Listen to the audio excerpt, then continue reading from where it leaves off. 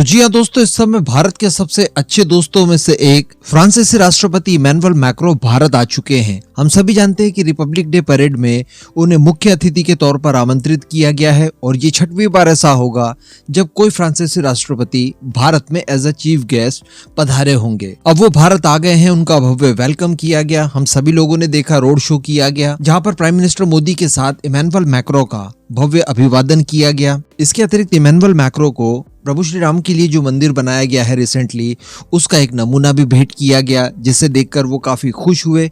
इसके साथ साथ उन्होंने भारत के यूपीआई पेमेंट सिस्टम को भी देखा। आप इस समय अपने स्क्रीन पर वो सारे विजुअल्स देख ही पा रहे होंगे। एक टी स्टॉल पर प्राइम मिनिस्टर मोदी के साथ जब उन्होंने चाय पी तो चाय का पेमेंट करने के लिए यूपीआई पेमेंट सिस्टम का इस्तेमाल किया गया। इसके अतिरिक्त जिस समय मैं वीडियो रिकॉर्ड कर रहा हूँ, इस समय तो Emmanuel Macron prime minister Modi के साथ गणतंत्र दिवस की परेड में शामिल होंगे और इसके बाद जब ये आयोजन समाप्त हो जाएगा, उसके बाद दोनों ही लीडर्स के बीच में बायलैटरल टॉक होगी, जिस टॉक को लेकर काफी ज्यादा उम्मीदें फ्रांस और भारत दोनों को है, क्योंकि इसी दौरान जो 26 मरीन फाइटर जेट खरीदने हैं, जिनके लिए राफेल एम को चुना गया है भारतीय नौसेना द्वारा, उनको लेकर कोई बड़ा डेवलपमेंट निकलकर सामने आ सकता है। भारतीय नौसेना की रिक्वायरमेंट के लिए ही जो कलवरी क्लास की एडिशनल 3 सबमरीन्स हमें चाहिए, उसको लेकर भी यहाँ पर डील हो सकती है।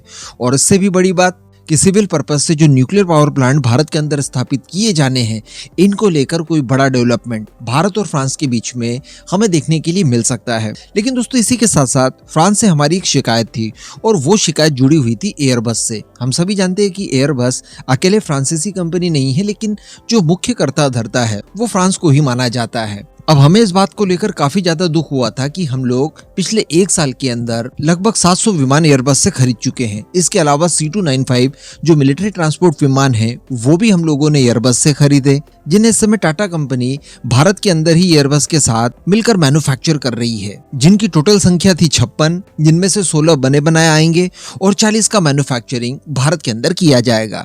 लेकिन इन सब के अतिरिक्त भी हम लोग काफी लंबे समय से वेट कर रहे थे कि एयरबस अपनी एक मैन्युफैक्चरिंग फैसिलिटी सिविल एविएशन के क्षेत्र में भारत के अंदर स्थापित करेगी। जिस तरह से रिसेंटली इमैनुअल मैक्रों जब चाइना के विजिट पर गए थे, चाइना वो जहां पर ऑलरेडी एयरबस की एक फैसिलिटी स्थापित है, वहां पर दूसरी फैसिलिटी स्थापित करने के लिए भी वो कमिटमेंट करके आए थे। उनके साथ साथ यूरोप का एक बड़ा डेलीगेशन भी पहुंचा था और इन सभी ने साझा रूप से वहां पर कमिटमेंट किया। अब भारत की अगर बात की जाए तो भारत में इस तरह की फिलहाल कोई फैसिलिटी मौजूद नहीं है जहां पर सिविल एविएशन विमान बनाए जाते हों।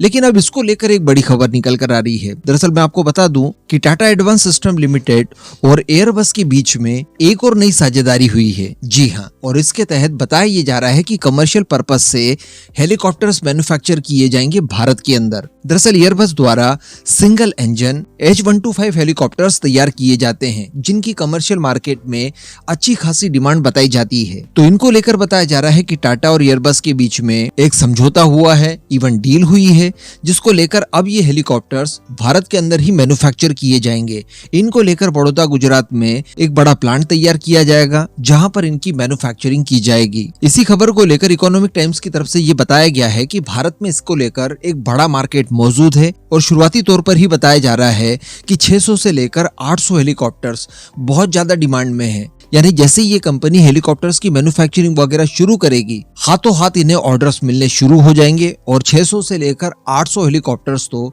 इनके तत्काल बिक जाएंगे। तो अल्टीमेटली ये काफी अच्छा इनिशिएटिव माना जाएगा और भारत के अंदर जो सिविल एविएशन के उद्योग को लगातार बढ़ावा देने की कोशिशें की जा रही है, उसमें ये एक मील का पत्थर जोड़ देगा। वैसे ही हम लोग हेलीकॉप्टर्स के इंजन को लेकर फ्रांस के साथ पहले ही डील कर चुके हैं, जिनका निर्माण भारत के अंदर ही हो रहा है और इन्हीं इंजन का इस्तेमाल मुख्यतः डिफेंस पर्पस से बनाए जाने वाले हेलीकॉप्टर्स में किया जाएगा। तो संभवतः यहाँ पर इन हेलीकॉप्टर्स में भी इन्हीं इंजन्स का इस्तेमाल किया जा सकता है। इसके अलावा भी जो महत्वपूर्ण स्पेयर पार्ट्स वगैरह होंगे और मैन्युफैक्चरिंग के लिए जो जरूरी इकोसिस्टम होगा, उसे भारत में एटलीस्ट एस्टेब्लिश कर दिया जाएगा। और इसी जॉइंट वेंचर से जुड़कर भारत की कई सारी छोटी बड़ी कंपनियां भी काफी ज्यादा एक्सपीरियंस गेन कर पाएगी। हालांकि इसके बाद भी इंतजार इस बात का रहेगा कि जो सिविल एविएशन के लिए बड़े साइज के एयरक्राफ्ट मैन्युफैक्चरिंग किए जाते हैं, उनकी फैसिलिटी भी जल्द से जल्द भारत में स्थापित की जाए। एंड डेफिनेटली इसको लेकर भी एयरबस के साथ भारत की बातचीत जरूर चल रही होगी। बाकी इस पूरे मुद्दे पर आपका जो भी मानना हो, नीचे कमेंट करके जरूर बताइएगा।